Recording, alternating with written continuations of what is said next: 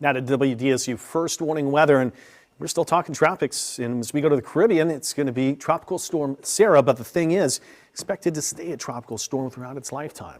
It's a pretty broad system and not real well defined. There is some spin. The center defined by the National Hurricane Center shows it's just off the coast of Honduras in the northeastern part of Honduras. You got Guatemala south here. You got, or at least Nicaragua south. You got Guatemala west and Belize here. So what's going to happen? A lot of rain falling on that country and a lot of mountainous terrain to it. And you put down, it could be 30 inches in some spots, mudslides. This could be a devastating situation, unfortunately, for that country. Even, like I said, Nicaragua, Guatemala, Belize, and even the Yucatan Peninsula looking for a lot of rain too. You can see this track ends as it tries to move out into the Bay of Campeche. That's because the National Hurricane Center says this loses its essence. It's not going to be anything tropical. It dissipates by the time it's trying to get into the Gulf of Mexico.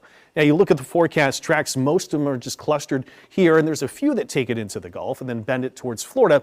That says most of the energy is lost as it moves through the terrain, and still not much organization and strengthening as it's already interacting with land. However, there could still be quite a bit of humidity that gets injected northward, interacts with a cold front, gives us some rain chances, enhances those. Is that a reminder, anyone, to what we just recently had? It's similar to that situation.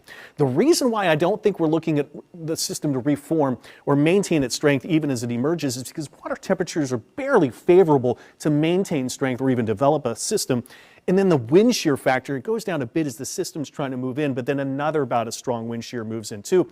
So I've got all the data showing me that it's just not going to be supportive for a system to start to strengthen as it enters, which is the going forecast too. So we'll just have to look for the rain chances, but I'll have that in a second.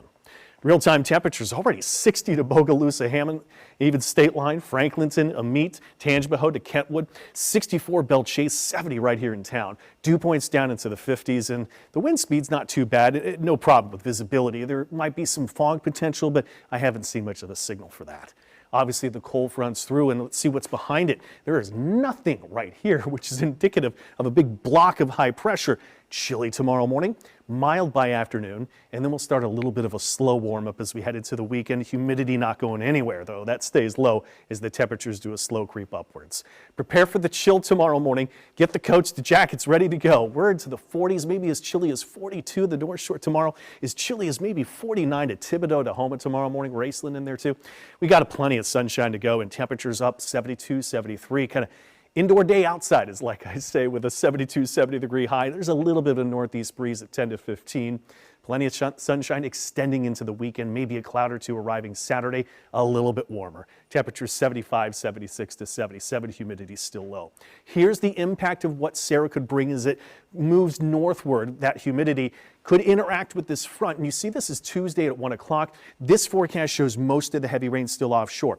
There's other forecast data that show a little bit earlier, Monday night, overnight into Tuesday, that we could have more storms a little farther north, but this could interact with that front and some stronger winds aloft. There's a chance we could see some spin with those storms, locally heavy rain threat.